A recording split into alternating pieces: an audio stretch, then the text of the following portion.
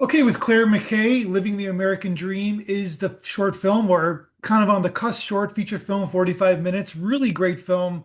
Two Haitian brothers living on a ranch. So Haitian cowboys. Am I allowed to say that? Are they the first Haitian Accurate. cowboys to ever exist?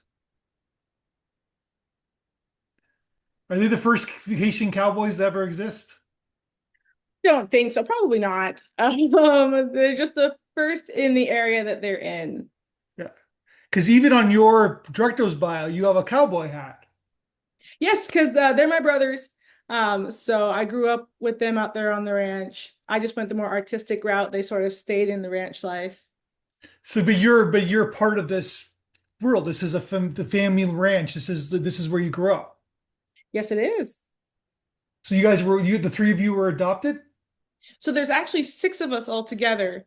They are the ones I followed them around because they were heavily in the rodeo scene. Not They're going to the next generation. yes. Yeah. So what motivated you to make this film? Because obviously it's very personal. It's very familiar. Did you just want to document it, get it on the screen? Well, the truth is, with this film, it was meant to be significantly shorter.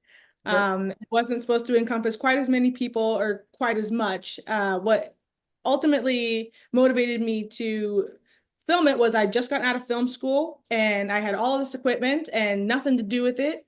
And I wanted to tell a story that was true and honest and meant something to me personally, something that was relatively easy, sort of in my backyard. So Mhm. uh, told my brothers, I was like, I've got this equipment. I know that you guys are heavily into the rodeo scene. How about I follow you around for a little bit and maybe cut together some cute little short sizzle reels for you guys. And then because I'm a storyteller, that did not pan out the way that I had intended. And it ended up, becoming a full-on story where I then pulled in sort of the family, our history, how we came here, what we're doing, and sort of what that life looks like for us. So it's one would assume that when they go to the rodeos that there's not many black people. You would be correct, especially during that time. Yeah. Growing up, we did not see a lot of people that looked like us. Yeah. That didn't necessarily bother us, but it's definitely something you notice. So, but like, cause it's almost like going to a NASCAR race. Like you think of rodeos and NASCAR, not many people who are not white there.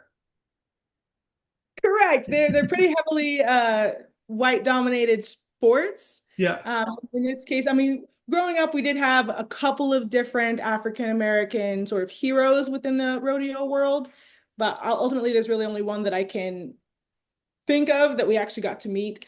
Um, but it was kind of interesting to shoot this and then to live the life that we've lived and have different people comment on it. It's been a lot of fun.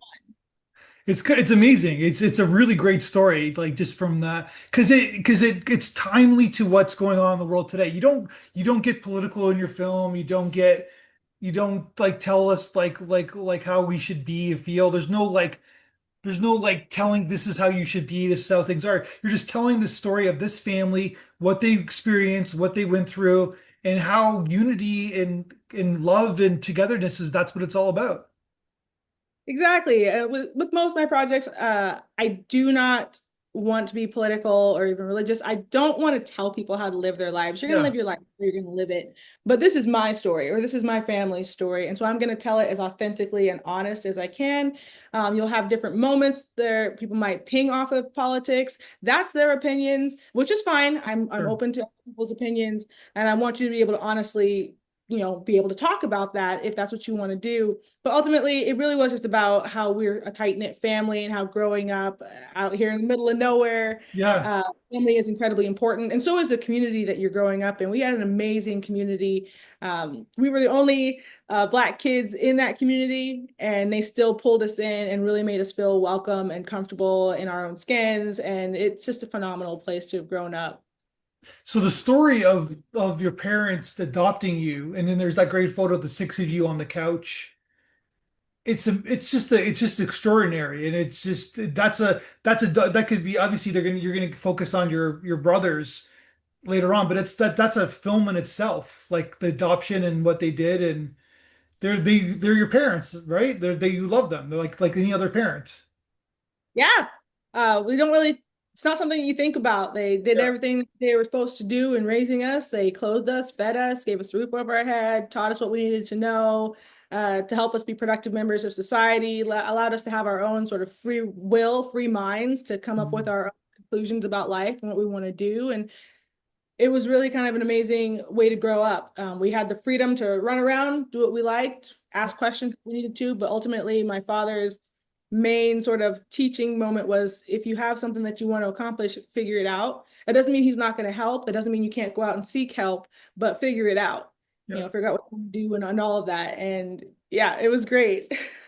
Was there any blowback that they had, like, or did they told you later on? Maybe you're so young you didn't even know. Did they have any conflicts within the community? Not within the community, but there were different moments of, I guess you would say, prejudice, where when you're in an area and you're not used to seeing something different, I think people can have their own reactions to that. And then even as we were young, that we would experience different moments of prejudice, but we didn't experience it enough for it to like impact us negatively for the long term.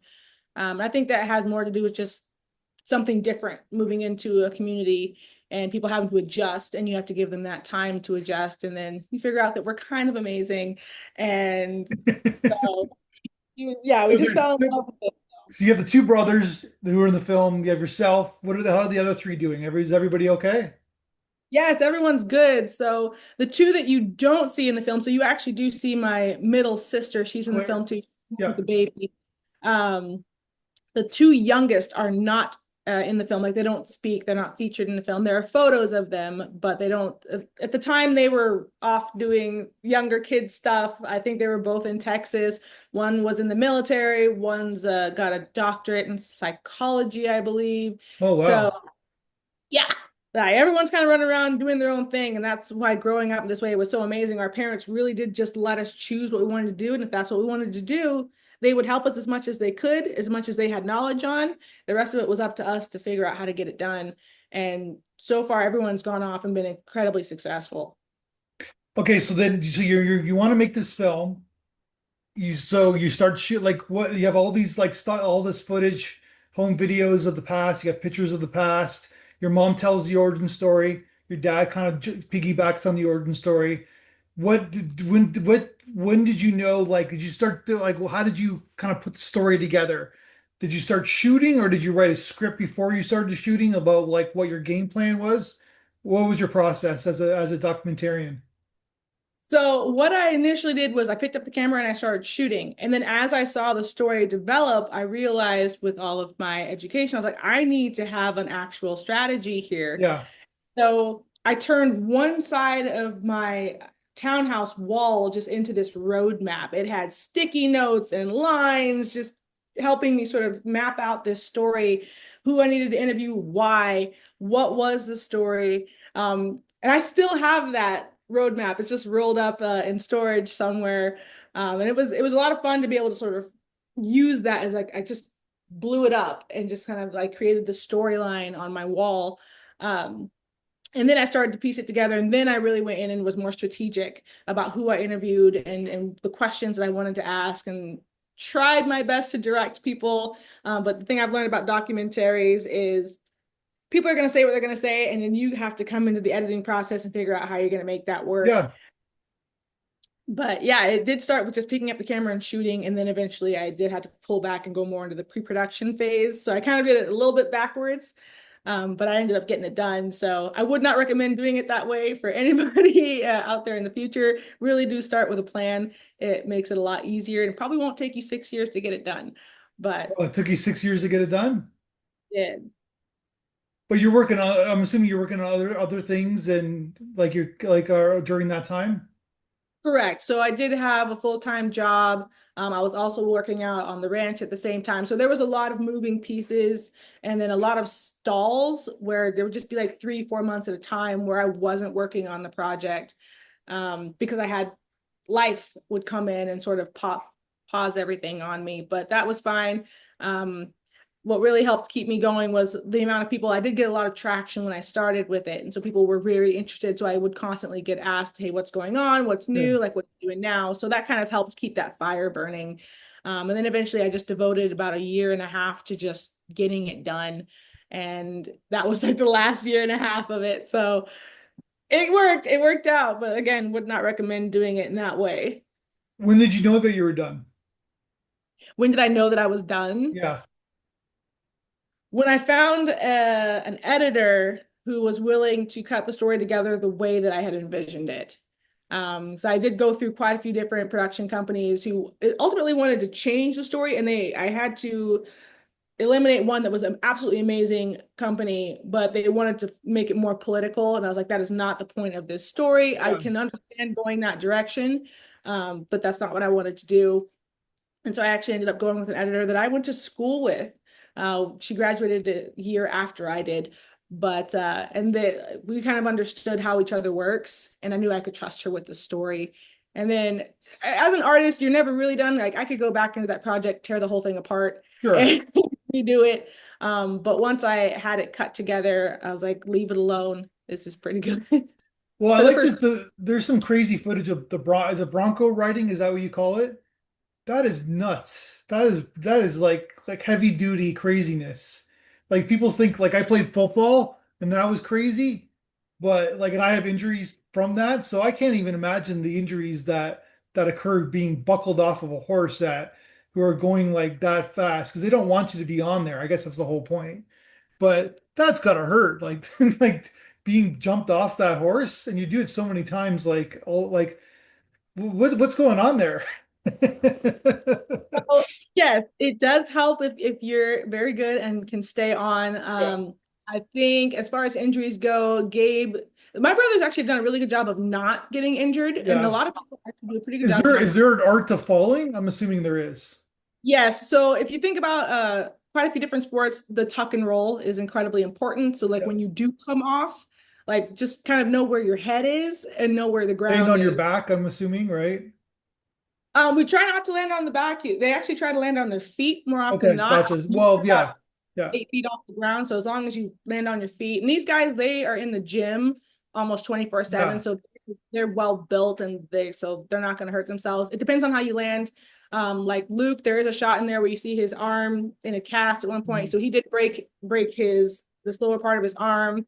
Gabe's broken his collarbone. So they have had injuries, but they're also crazy and they get out there and they get right back on. I've been bucked off several horses. It's not a good time. That ground comes up really quickly and very hard. Um, but you just kind of, it's the adrenaline rush. They just keep getting in there and doing it. And the better you get at it. And we also have what are called pickup men. So there are riders that are out there on well-trained horses that come up alongside you and then you just get off on them. You should see that a couple of different times, but a lot of times you'll see them just get pile driven into the dirt and they just jump right back up and they go and do it again. So the ranch is still going on, like it's still like successful. The ranch, yes. So the ranch has actually grown and it's expanded because the middle brother Luke and then my sister and her husband, they are also on the ranch and they have their own cattle and their own businesses. So the ranch itself is one sort of like headquarters and then it splits off. And there's about upwards of 3,000 head of cattle running on that ranch right now and several horses and every other farm animal you can think of, that they all sort of manage and take care of. So what is what's the source of income? Is it's the cattle? Yes, it is. And So that's like you're selling the meat, I guess. yes, so they are beef cattle, and we just ultimately will sell them, and like where they go from there, it depends on the buyer, but most of them are raised as beef cattle. My sister and her husband, they actually have a business, like a meat business, so they will Yeah. take a portion of theirs and then they go off and do that. So there's a lot of moving pieces in a ranch. So that's another documentary in itself. We've been showing a lot of farm films at our festivals, our environmental festivals, and it's like the industry, as you know, is changing and it's like a whole corporate machine, and then the mom and pop farmer, which you guys seem to be, right? Even though you're expanding, that seems to be running out and because the land's valuable. We have valuable land, right? So And yeah, it's all fascinating, right? Like there's so many stories within the stories watching your film. Yeah, there were a lot of places I could have taken that film and a lot of Yeah, places that it did want to go. And I had to, it did help that I had a couple of different people sort of like on my side to like keep me in line and keep me focused because I will go off and yeah. tell 15 stories. And then No, you've you got like a can, yeah. film. So what's next for you? What do you are you gonna keep? Are you documenting documentary films your future? So, not necessarily. I have written several screenplays that have nothing to do with documentary style. Okay. Um, so I have one that I've sent out to a couple different screenwriters to have them look over it. That's a little bit further in the future. I'm currently in the post-production phases of my second short film, which is also a documentary style film. But it doesn't follow anybody, but it is about women in agriculture. Yeah. And it is called Heart of the Highland. Let's see, Heart of the High Desert. I was like, we've gone through like three different Yeah. title channels. I got to figure out which one we're at. So it really just talks about women and like our duality of being, like where we have to be strong and gentle, kind, but also somewhat fierce. And we do follow three women specifically that have very different jobs within the agricultural industry, and we kind of talk about their lives and their upbringings, what brought them to where they are, and sort of how they've been navigating being in this industry as Yeah. women. So you got some pretty interesting shots in the film about like I think the friend is talking about like how rodeo is like a cross between football and wrestling, and then he says, but it's like you were saying, it's like a family business, and then you're showing like very clips of like kind of the aggressiveness of like handling the cows, I guess, right? Like how that can become a nasty business in a sense. So what do you mean by a nasty business? Meaning that like you gotta like take them down and like domesticate them, I guess. I don't know how to say it. Yeah. No, so we try to, you can't, I mean, I guess you could domesticate a cow. Most of our cows are free range, like they're wild as they can possibly be. Yeah. But the only reason we'd ever get them in a pen and take them down, to use your verbiage, is to doctor them because of like where they are Well, once that's what they, I mean, right? yeah, So yeah. like you don't want to get hurt by that because they are incredibly heavy and can be very So aggressive. what do you mean by doctor? That means that you have to figure out this is your you kind of ownership of it. Like what does doctoring them mean? Doctoring means to give them specific kinds of medicine. Oh, okay. Like being out on the range, like you want to make sure that they don't contract certain diseases. So we have to bring them all together and make sure that they all have their shots, I guess. Sure. Yeah. And then you turn them right back out and let them go do their thing. Yeah, it's like I said, it's a world that like, I'm just ignorant to it. Like I don't know anything about it, but it's like it's an education, your film, like in terms of like how the world works, right? That was also a huge part of the design, was to educate people, which is why it makes very little sense to show it in this rural area where it was made, because everyone already knows what I'm talking about. Yeah.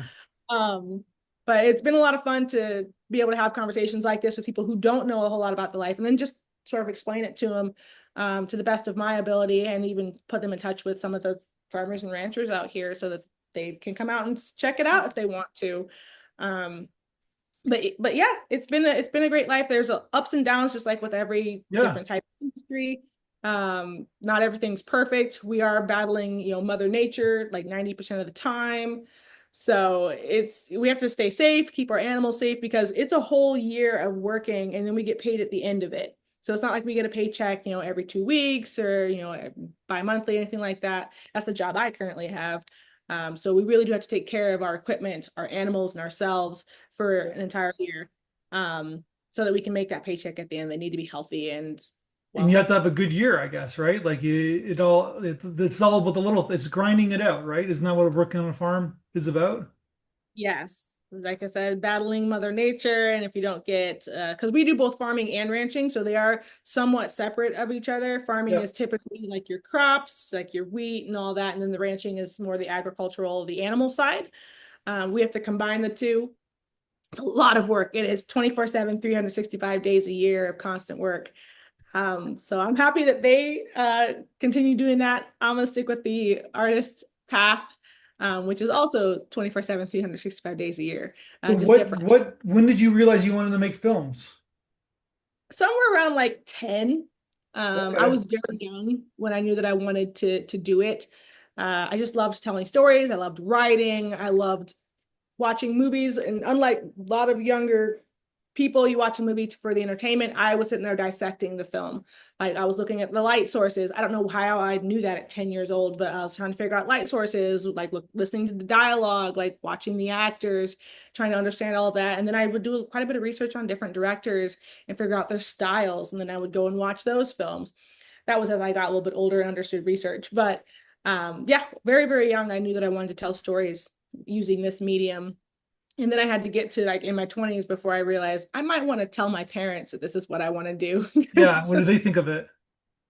well, to be honest, when I first told them, they had no idea. They knew that I liked telling stories and I liked that sort of life, but they didn't understand that that's what I wanted to do. So at first, I think my father was a bit skeptical, but he was ultimately supportive.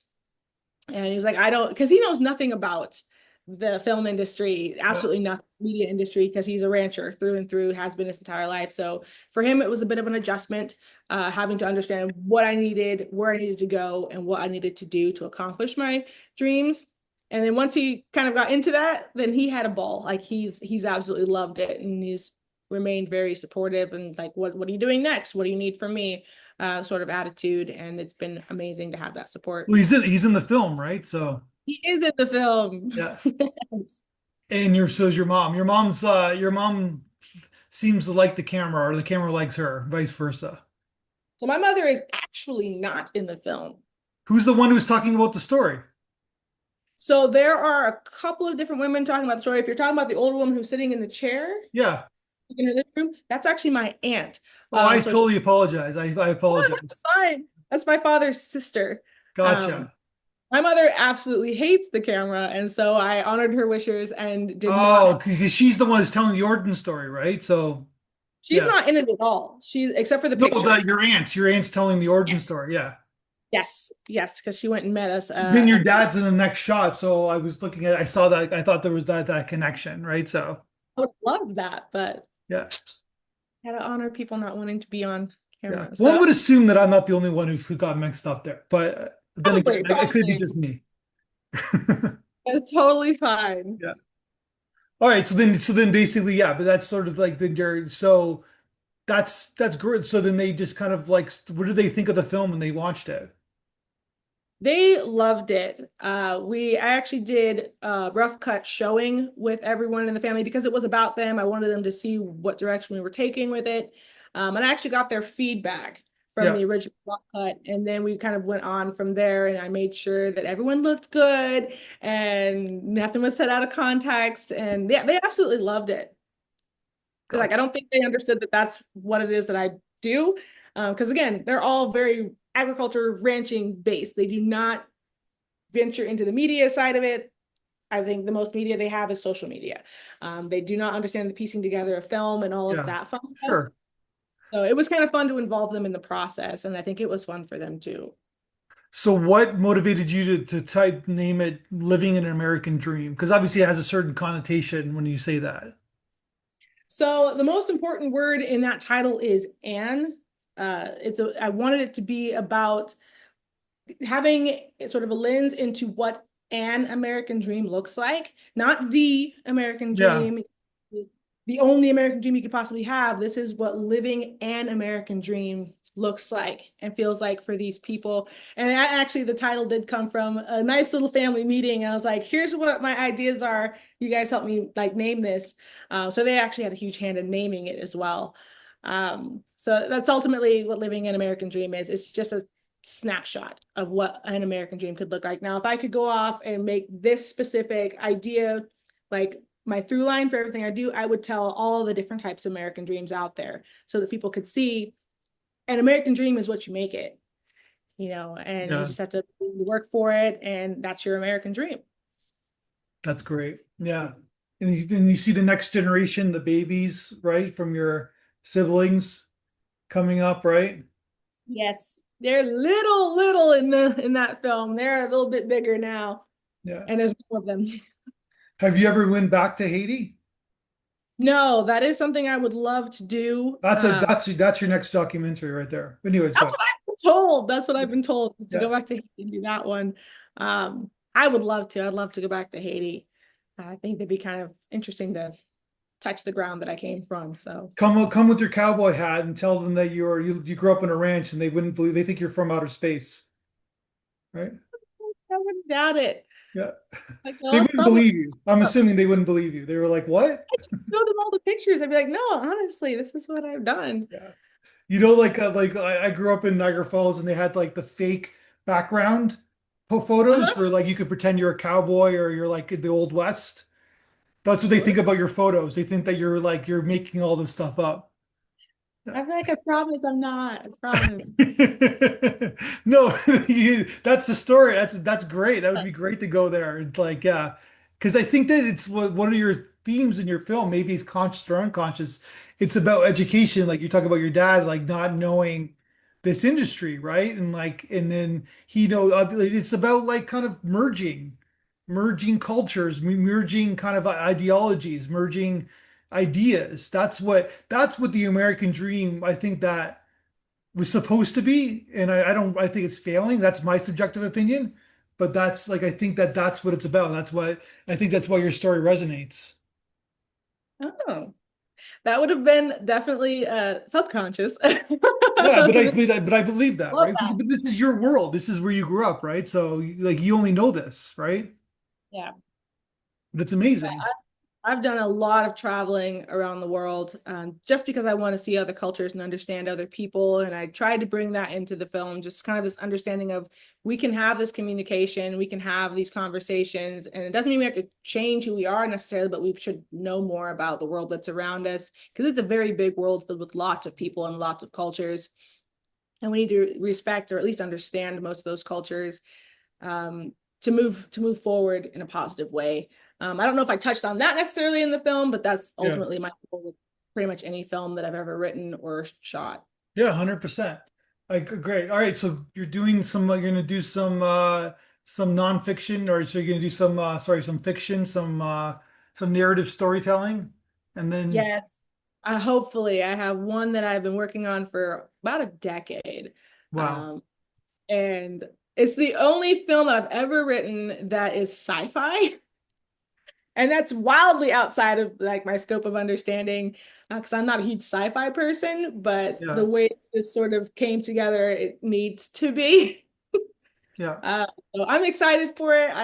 I think it'll be really cool as long as I can get the right team of people around me to make it happen. Mhm. Um, that's going to throw quite a few people off who know me for what I do. I'm just going to throw out a sci-fi fiction at them, be like, "Hi, I have multiple sides." Yeah. No, there's some great nuggets in your film, like because the friend's talking about racism, right? The white cowboy friend. You got him to talk about racism. You got him to talk about like this is crazy. Like I known these people my whole life. It's like this is who I am. So it's like that. It's like that white kind of stereotype, right? Like Southern stereotype. Like I wear a cowboy hat. You think he's a mega or something like that, but he's just and then him talking about that, and then you showing the montage. That's perfect for the film, right? So, yeah, Yeah. I don't know. Everyone was pretty good about opening up. Well, I made everyone feel very confident and comfortable. I was like, I am not going to make any of you guys look bad. I won't allow that. But just be honest, and that's what's going in the film. It is a very honest portrayal of all of these people that we've grown up with, who've loved us and Yeah. supported us. You And can it's but very you see that they have depth. They have depth. They've yeah, thought things through. They've like, and that's what it's about. Like, because if you're just around the same people all the time, you don't think about things. But because he's so privileged to have been around you guys and meet you guys, you've made him a better person. like I hope so. Yeah. Definitely. I think it's fair to say that he would think the same thing. That's why I'm saying it, that he would definitely agree with that as well. So Like, I wish I could ping exactly. I think you're talking about Chuck. yeah, he's with his wife. He's got the beard and the cowboy hat.